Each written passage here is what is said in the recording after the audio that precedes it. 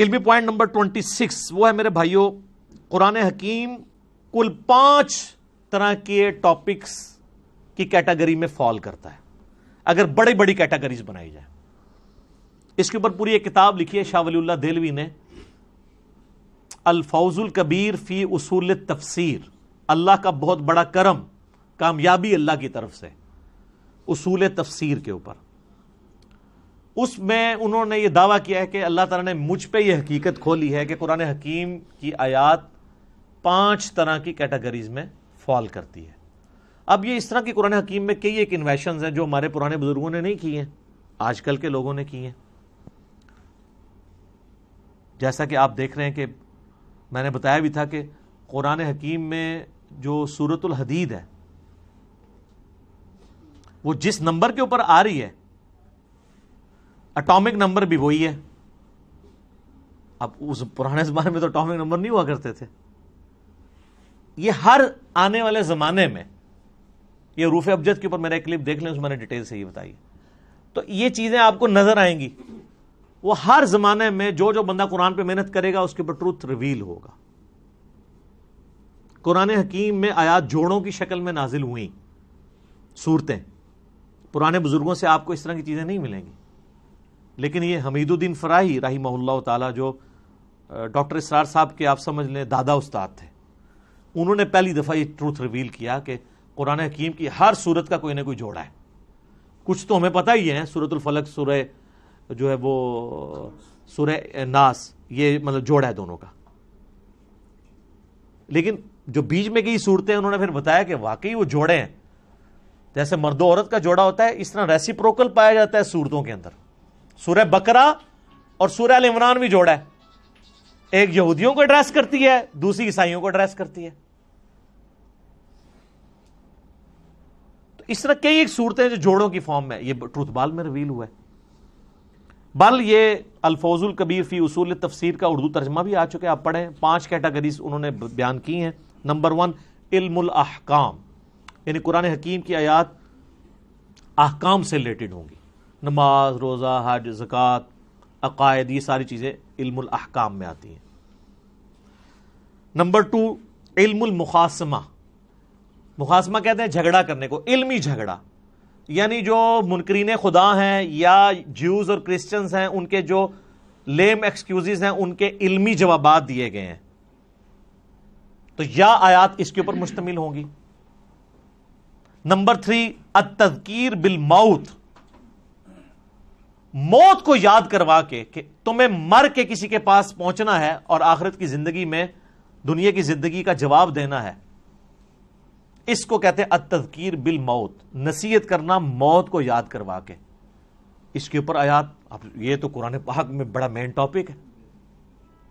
قرآن حکیم کے اگر 2 مین ٹاپک دیکھے جائیں تو عقیدہ توحید اور دوسرا ہے دنیا کی بے ثباتی، دنیا سے بے رغبتی۔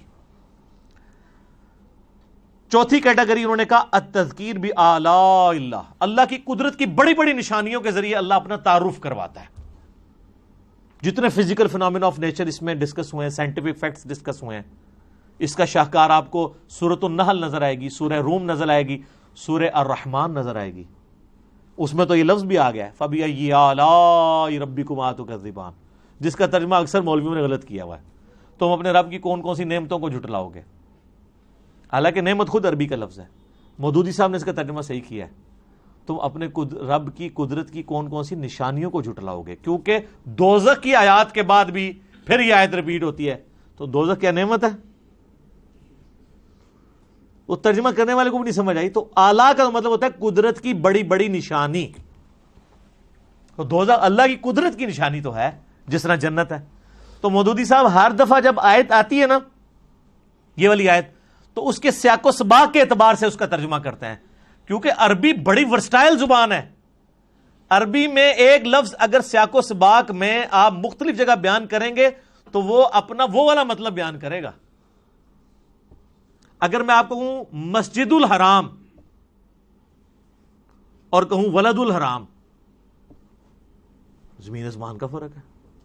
حرام دونوں جگہ ہی موجود ہے، مسجد حرام جس کی حرمت ہے، عزت ہے، اور ایک وہ حرام ہے جو ہم حرام کہتے ہیں، زنا حرام، چوری حرام، اب یہ حرام ہو رہا ہے. آپ کے حساب سے تو اس کا نام مسجد حلال ہونا چاہیے تھا، حلال مسجد. تہاڈی مسجد ادھر منہ کر کے نماز پڑھ دو تو نہ ہی حرام ہے، لیکن حرام عربی والا ہے. حرمت کی جگہ جہاں پہ آپ اللہ کی حدود کو توڑیں گے تو وہ بڑا جرم ہوگا ایز کمپیئر ٹو اور جگہوں کے.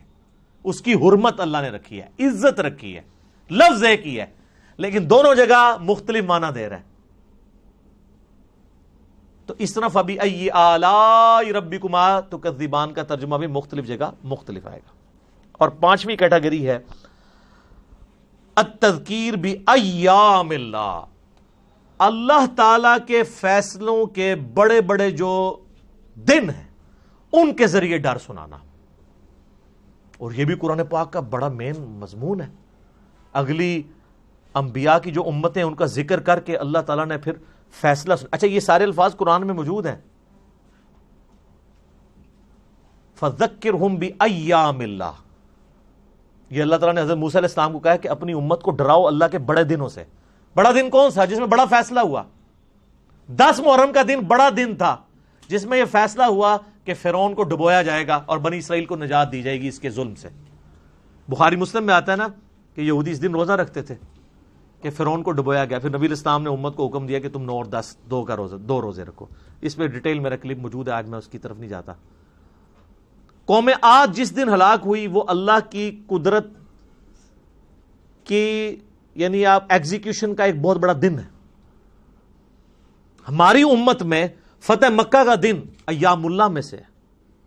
غزوہ بدر کا دن ایام اللہ ہے، اللہ کے فیصلے کا دن ہے.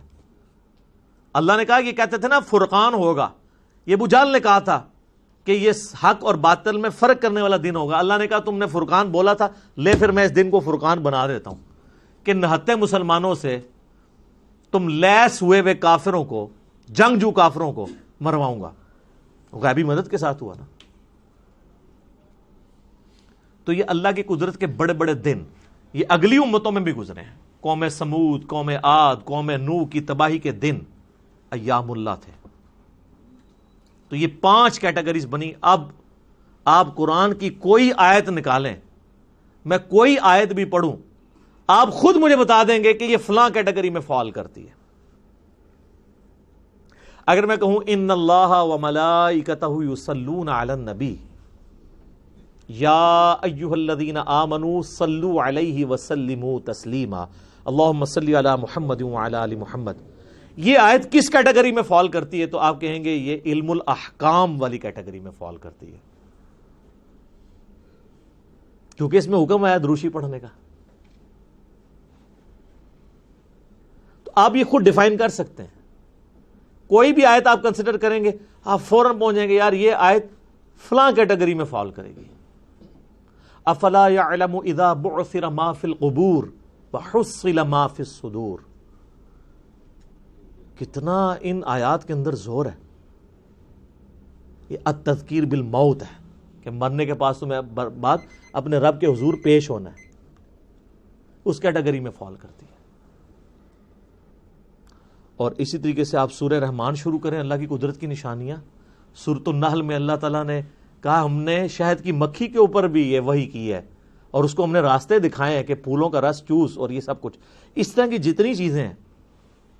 سورۃ البقرہ میں آیا آسمان سے بارش کا برسنا، زمین سے سبزے کا نکلنا. یہ آیات جتنی کس کیٹیگری میں فال کرتی ہیں؟ التذکیر بآلاء اللہ، اللہ کی قدرت کی بڑی بڑی نشانیاں. اور اس طریقے سے سورہ المائدہ کے اندر، سورہ نساء کے اندر، سورۃ البقرہ کے اندر اللہ تعالیٰ جو کرسچنز کو، جوز کو جواب دیتا ہے. سورہ مائدہ میں اللہ تعالیٰ فرماتا ہے نا کہ عیسیٰ کی مثال تو اللہ کے ہاں آدم کی سی ہے. آدم کو تو تم بھی اللہ کا بندہ ہی مانتے ہو، حالانکہ اس کی تو نہ ماں تھی نہ باپ. عیسیٰ کا باپ نہیں تھا تو اس کو تم نے خدا بنا لیا. جس کی ماں بھی نہیں تھی باپ بھی نہیں تھا اس کو تو تم بھی بندہ مان رہے ہو. اب یہ مخاصمہ کیا نا، جھگڑا کیا علمی، جس کو میں اینٹی وینم پھکی والی بات کرتا ہوں، الزامی جواب. یہ علم المخاصمہ ہے.